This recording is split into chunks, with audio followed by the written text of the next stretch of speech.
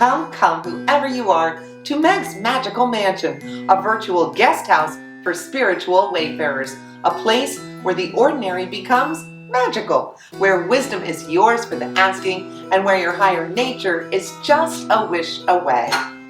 Thank you so much for joining us here today at Meg's Magical Mansion. I'm Meg, and this is my trusty butler, Scallion.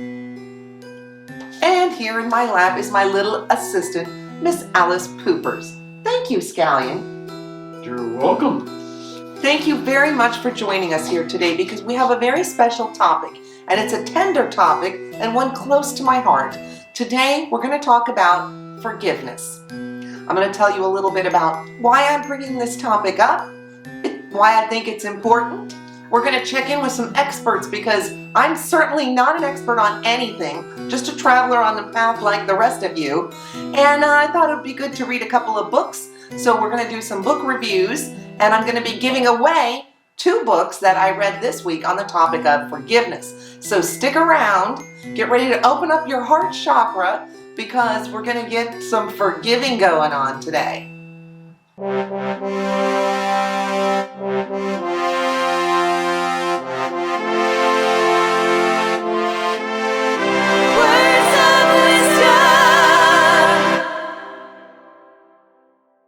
I guess that means it's time for Words of Wisdom.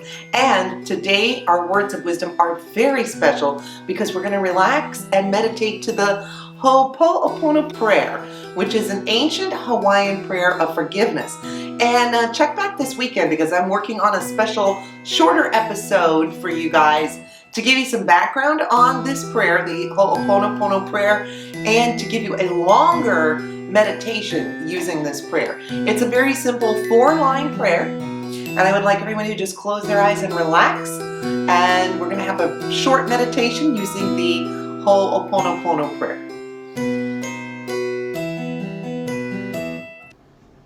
I love you. I'm sorry. Please forgive me. Thank you. I love you. I'm sorry. Please forgive me. Thank you. I love you. I'm sorry. Please forgive me. Thank you. I love you. I'm sorry. Please forgive me. Thank you. I love you. I'm sorry. Please forgive me. Thank you. I love you. I'm sorry. Please forgive me. Thank you. I love you. I'm sorry. Please forgive me. Thank you. I love you. I'm sorry. Please forgive me. Thank you. I love you. I'm sorry. Please forgive me. Thank you. I love you. I'm sorry. Please forgive me. Thank you. That was a nice meditation, Poops. You seem very relaxed. I really love the Ho'oponopono prayer, and it's a beautiful meditation. Check back this weekend because we're going to do a special episode about the Ho'oponopono prayer and then offer you a longer meditation and give you a little more information on the prayer and its history and its uses. So today our topic is forgiveness, and the reason we're talking about forgiveness is, well, the universe wants me to talk to you about forgiveness. It was kind of not my idea, but when the universe plops things like this into my mind and my heart and tells me to do them, I try to listen to my intuition and go for it. So when the universe told me I would be talking about forgiveness this week, first thing I did was I kind of had a little meditation about why. And I realized, it's at the personal level. We all have things that we need to forgive and be forgiven for, things we've done in the past, things that have been done to us in the past by people, by institutions, by groups, by all kinds of situations where we feel we've been wronged or victimized, or perhaps even we've wronged or victimized others. And I think that's something that if you're a living human being, you're going to experience. So at that basic level, this is a great topic for everybody because it's something we all go through. At another level, I just feel that I notice around my neighborhood, around the stores, around my city, just watching the TV, this heightened level of anger and this heightened level of hostility between neighbors, between community members, between all kinds of people. And we've been in a pandemic for a couple of years now, and people are really starting to show a lot of the stress. I think this is why you see people just losing it in airplanes and losing it in stores. And people are just breaking down all over the place. And we talk about, Karens or entitled people, but I watch some of these clips and I do see some of that, but I also see people who are literally losing it. They're just breaking under the pressure. And that to me is very, very sad. And I think if we could all look into our hearts and find a sense of forgiveness for one another and a sense of love again for one another, for our neighbors, for our leaders, for our country, for our world.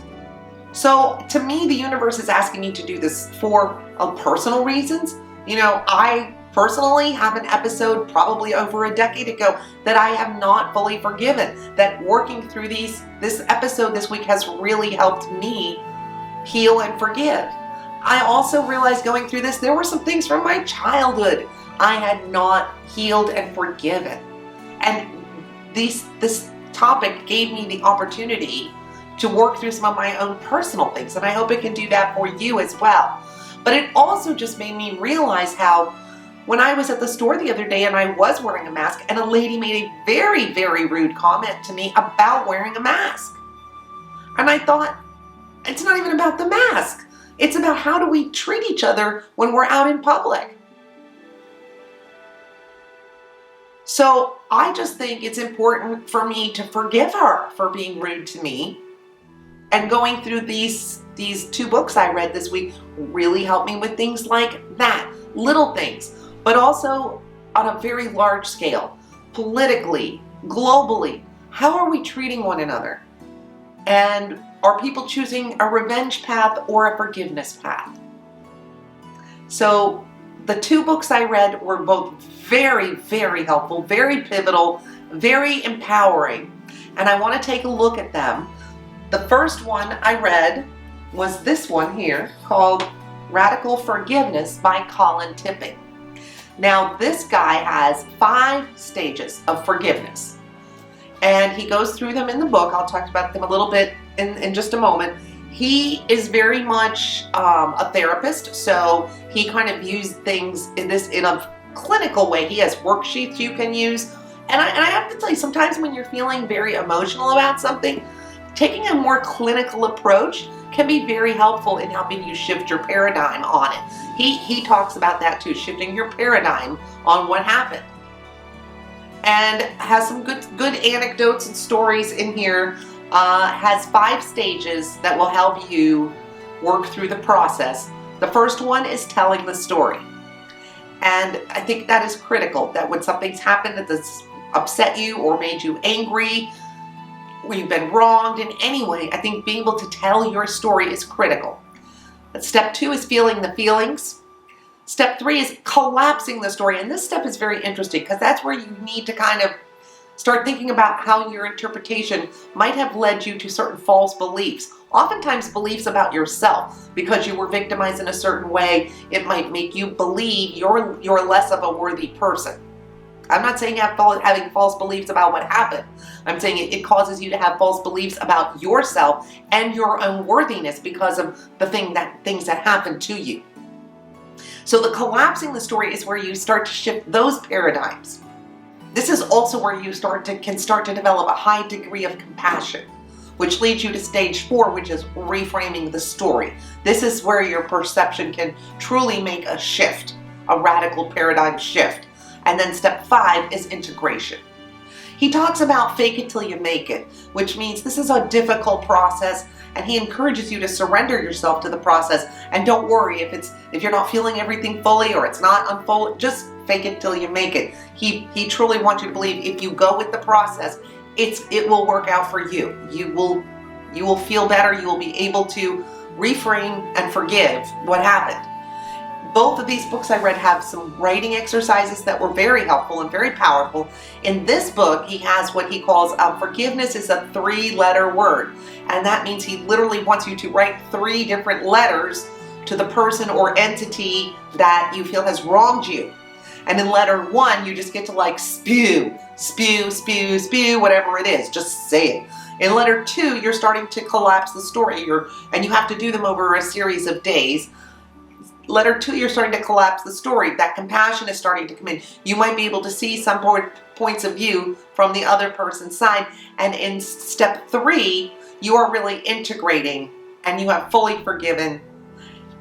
This book is really good for someone if you believe in reincarnation, if you believe in multiple lives and multiple dimensions, if you believe you're here with a purpose and a reason and you chose to come here to learn lessons. This book will really resonate with you.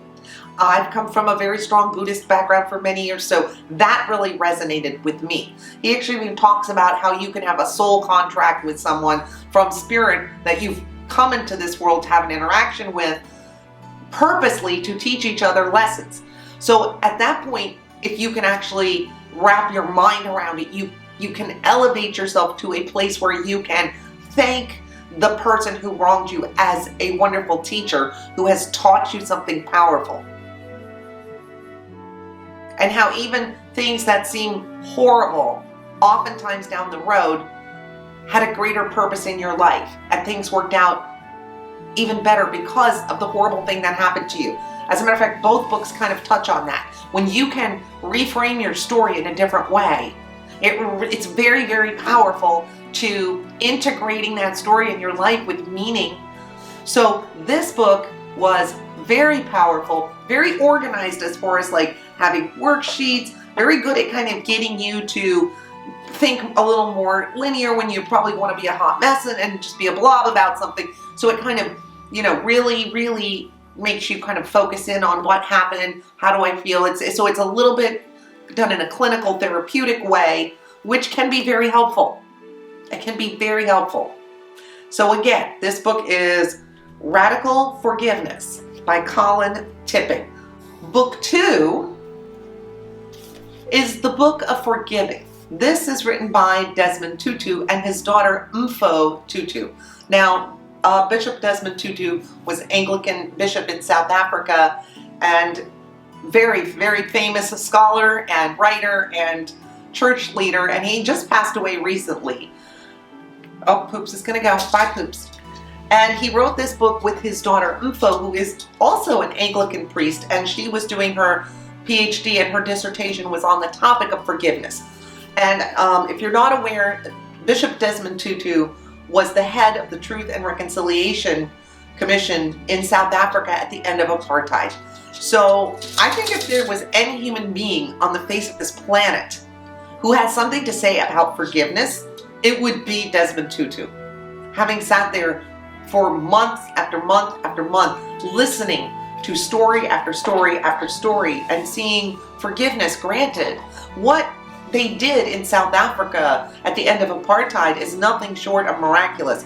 And personally, having been to South Africa in 2019 and having had an amazing trip and met fantastic people and I have seen for myself what that country is like today, now.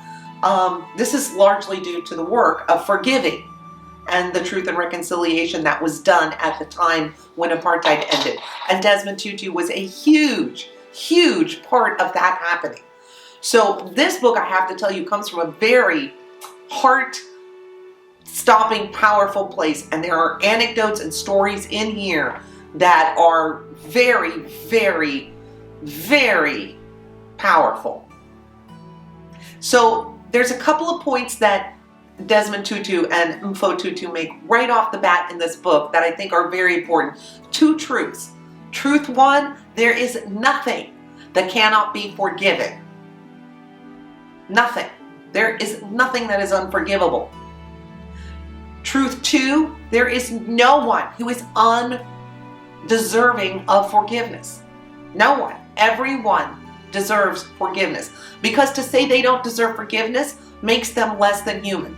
To call someone a monster takes away their accountability for what they did, because you just said, well, they're not accountable, they're just a monster.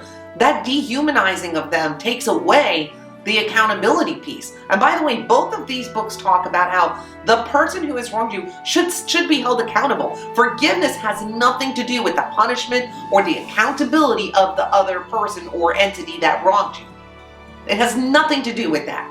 Of course, the person should still receive whatever their just punishment in the eyes of the laws of the country they live in is, if there is one. Sometimes it's just you and your partner or your neighbor or your child. It's just personal. But sometimes it's not. So let's always remember that there's nothing that cannot be forgiven, and no one undeserving of forgiveness. And we always have a choice. You can choose the revenge cycle, or you can choose the forgiveness cycle. So in this book, we have a fourfold path to forgiving. Step 1 is the same as this book, which I think is really telling how important this step is. Step 1 is tell the story. You have to tell your story when you've been wronged, hurt, victimized, injured. Anything has happened that even your feelings hurt in a small way. But telling the story is important. And telling it with all your drama, telling it with all your wronged feelings, and tell it. Then step 2, naming the hurt. Naming the hurt is very important. Step 3, you actually come into granting forgiveness. You can turn yourself in this stage from a victim to a hero and start telling a new story. Which again ties back to this book where they talk about reframing your story. And then step 4 is renewing or releasing that relationship. You don't have to like somebody to forgive them. You don't have to accept them back into your world, and sometimes you shouldn't. But you don't have to accept them back in your world to forgive them. That's separate. In this book, they really talked a lot about grief and the stages of grief, because anybody who's been hurt, wronged, or victimized goes through those stages of grief. So there was a lot of focus on that. It talks about the flip side of not just granting forgiveness, but this book also talked about asking for forgiveness, needing to ask for forgiveness, realizing you've wronged another person, and how can you ask for forgiveness. And there's also a lot in here about forgiving yourself, self-forgiveness. Because sometimes when people have wronged another person, and especially if they did it unintentionally, they can carry a lot of guilt with them. They can feel terrible about themselves. Or sometimes if you've been wronged by someone for years in an abusive situation, you can find yourself feeling way less than worthy, and you need to forgive yourself for allowing yourself to feel less than worthy and really work on that. So there's a whole part in here about forgiving yourself. Very important. And there also kind of concludes with forgiveness at the world level. Forgiveness, cultural forgiveness. And again, who better to speak on these topics than Desmond Tutu? And his daughter Mpho also in this book shares some things that have happened to her in her personal life, which definitely put her on a path to forgiveness. I found a lot of stories in here where people who had perpetrated crimes or victimized other people ended up becoming close with that victim and actually working with that victim nowadays to educate people or to remedy that situation. So there's some really powerful transformational stories in this book. You're going to need some tissues. At the end of each chapter in this book, they have for you a meditation. They have a journal exercise. Both books really use a lot of writing. And they also have a stone ritual. So before you even start reading this book, they ask you to find a stone And at the end of each chapter, there's a different thing they have you do with the stone, a different meditation, and a different journal entry to do. So these were very powerful and very helpful.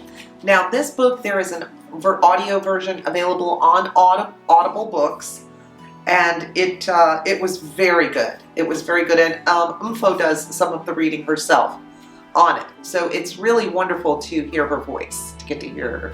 So I did listen to the audiobook as well. And this one, there is an audiobook on YouTube, which I will link in the description below. Radical Forgiveness by Colin Tipping, and that also was wonderful.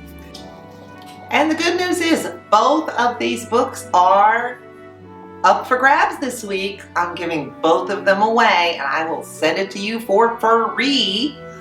All you have to do is be a subscriber to the channel, and down below in the comments, put the words, "I want a book."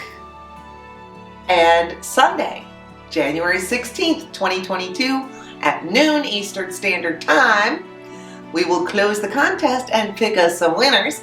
I will let you know in the comments, so make sure Sunday you kind of peek back and check the comments to see if you were a winner or not, because I will notify you in the comments. I will reply to your comment that you were a winner. And thanks to all of you last week who entered our Fairy Oracle deck giveaway. The response was wonderful, and I thank you so much. And now, let's check in with Miss Alice Poopers, who has a special poem. Scoop, scoop, scoop, scoop from poop, poop, scoop from poop, scoop, scoop from poop, poop, scoop from poop. This is my wish for you, by Ralph Waldo Emerson. Comfort on difficult days, smiles when sadness intrudes, rainbows to follow the clouds, laughter to kiss your lips, sunsets to warm your heart, hugs when spirits sag, beauty for your eyes to see, friendships to brighten your being, faith so that you can believe, confidence for when you doubt, courage to know yourself, patience to accept the truth, love to complete your life. Well, Poopers, that was a very lovely poem. Thank you, baby girl, for sharing with us. You're such a nice girl. She's such a sweetheart. I love puppies.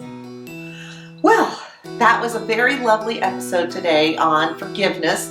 Hope everybody's heart chakras are opening up a little bit. And check out these two books that we read, Radical Forgiveness and the Book of Forgiving. If you're interested in a free copy, make sure you put something down in the comments to let me know you want to be in our drawing. And don't forget, in the words of Buddha, 1,000 candles can be lit from a single candle, and the life of the candle will not be shortened. Happiness never decreases by being shared. If you had a great time, felt that heart chakra opening, please consider giving us a like, a share, maybe hit that subscribe button, ring the bell to let you know when we post new episodes. You can always check us out on the Instagram. And we'll see you back here next week at Meg's Magical Mansion. Nope, stay. Poopers! Alice. You're so naughty. There she is.